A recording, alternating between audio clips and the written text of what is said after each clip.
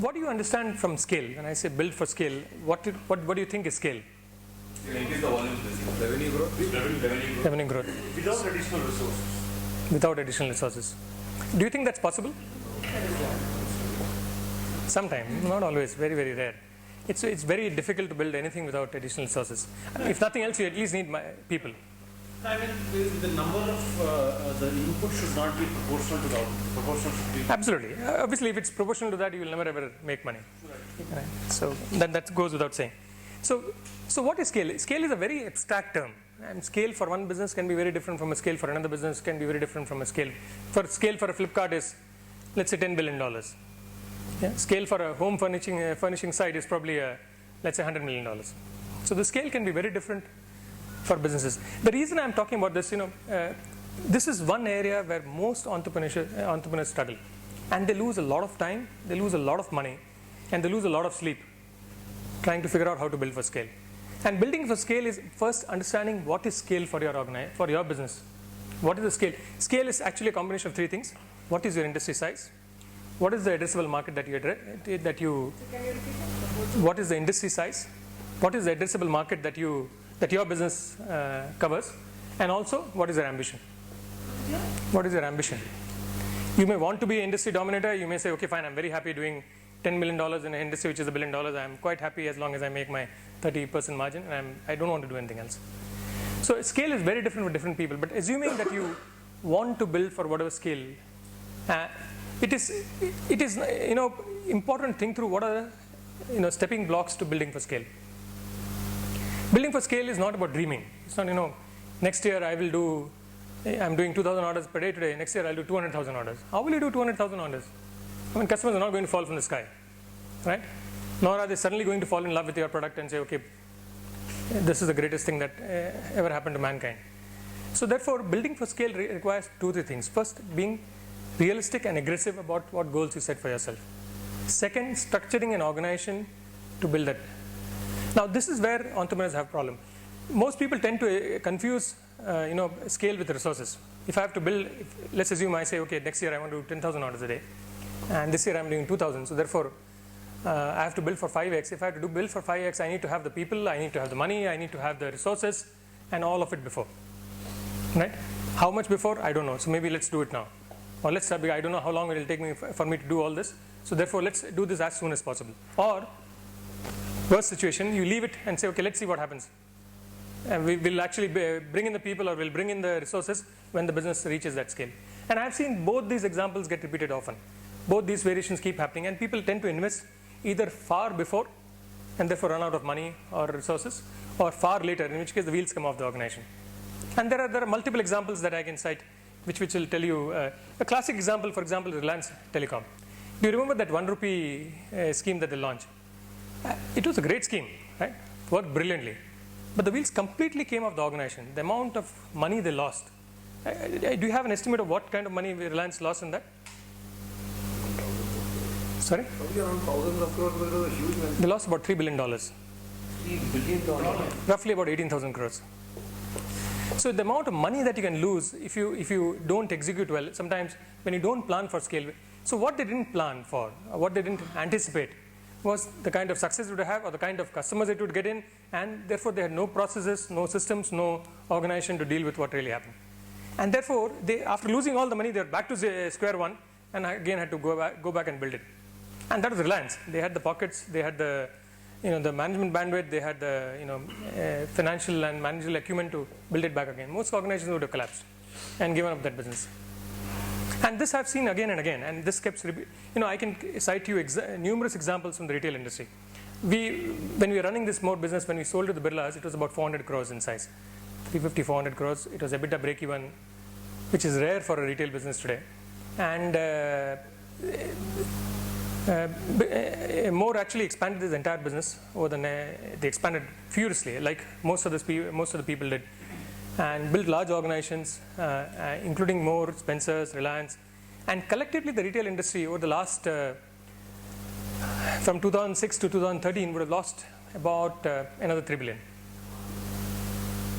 So it's very easy when you're building large organizations to lose money. It's very, very easy, and unless you have an Ambani's backing or Birla's backing or somebody, it's very difficult to survive it. The large organizations survive it, the smaller organizations get completely wiped out.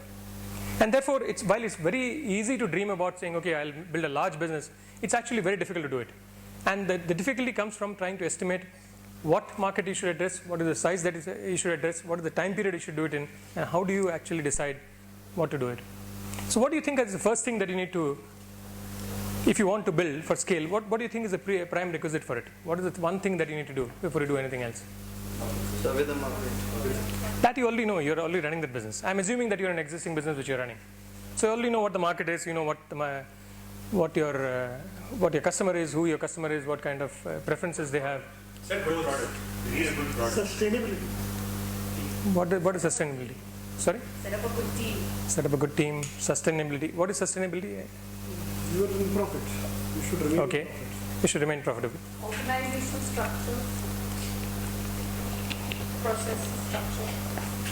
That is PGP, right? Out of the PGP program. Sorry, that wasn't very kind. No, I think, see, these are all textbook answers, and I think some of them are very, very correct.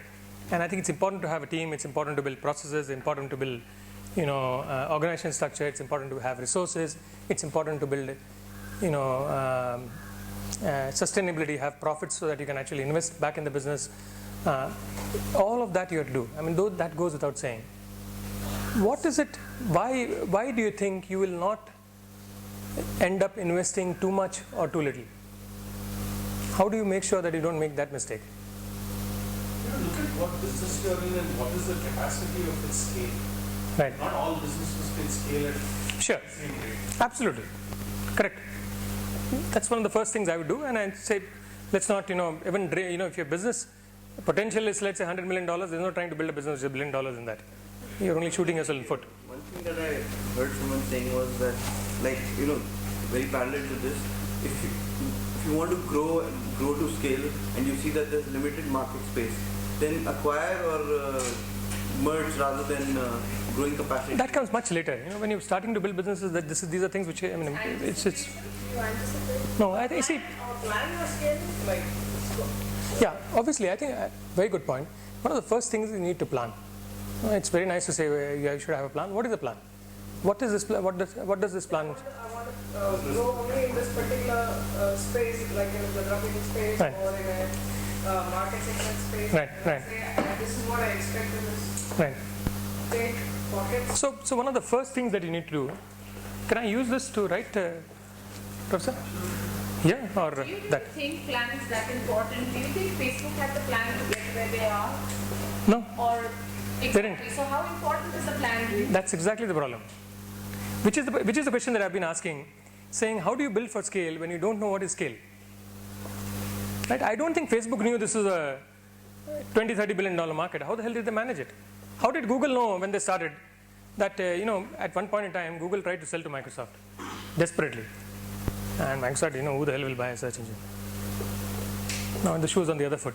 So the issue is, it is very difficult sometimes to know. While it's very easy to say create a business plan, let's figure out the size of our industry, let's do a market survey. Market survey, business plan, industry knowledge, all that will only tell you so much. There is still a large component of what's going to happen in your business which you don't know.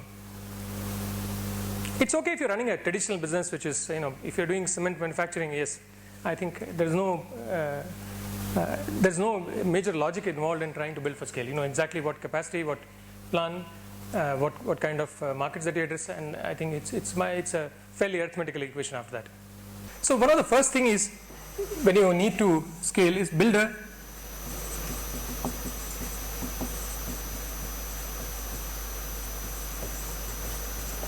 but know two things. One,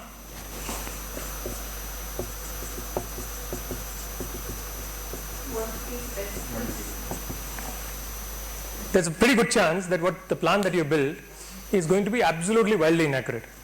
And this I've seen now about 8 or 10 businesses, and if you're on plan, I think there's something wrong with the plan. Because either you overthought it, or you're being extremely conservative, or you've been very aggressive. Something you've done wrong, so which is why you're actually probably close to the plan. Because it doesn't, but it's important to have a plan. Because without a plan, you don't even know where to start. So unless you create the route, unless you create the starting point, there is no way that you are going to be able to get started. And I think that's important, therefore, to build a business plan. But having done that, don't build your resources, build your organization, build your team, build your manufacturing capacity based on this plan. Build it incrementally. But that's what Reliance failed to do, and that's why they failed, right? Right. No, see, there is a excellent. I was reading a case study about Zara. Zara is a very famous Spanish retailer. Yeah. This guy was a cashier in Benetton who started this. So the way Zara works.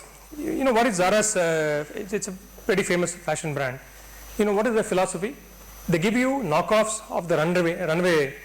The latest fashion that you see on the runways in Milan, Paris, and anywhere else in the world, and the knockoffs are back in the you see them on the runway, and then maybe a week later you find them in Zara stores, right?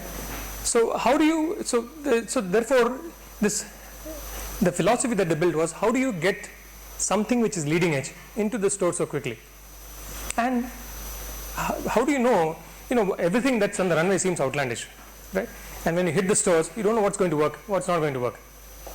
So how do you plan capacity, stocking, inventory, replenishment in a business where the typical cycle before Zara actually got into this was 12 months. Most merchandise retailers, apparel retailers would actually plan 12 months in advance for what they were going to sell in the stores 12 months later. It's a 6-month to 12-month cycle for most apparel retailers. It used to be. So one of the things that they learned, and I think it's applicable to business plan as much as it is to their business, was that they would actually seed products right across the stores, keep raw capacity available, and the moment they figured out and watch for sales trends, the moment they looked at, they would actually manage data, look at raw trends coming in live, and start taking production calls. So they would quickly ramp up production in terms of products which sold, and cut down production or remove products which never sold. And as a result of that, they were able to actually, one, keep the stores fresh, keep inventory moving, always have the hottest products in stocks, which is exactly the reverse of all the other apparel retailers. Now that's a philosophy which works extremely well even in a business plan, even for businesses.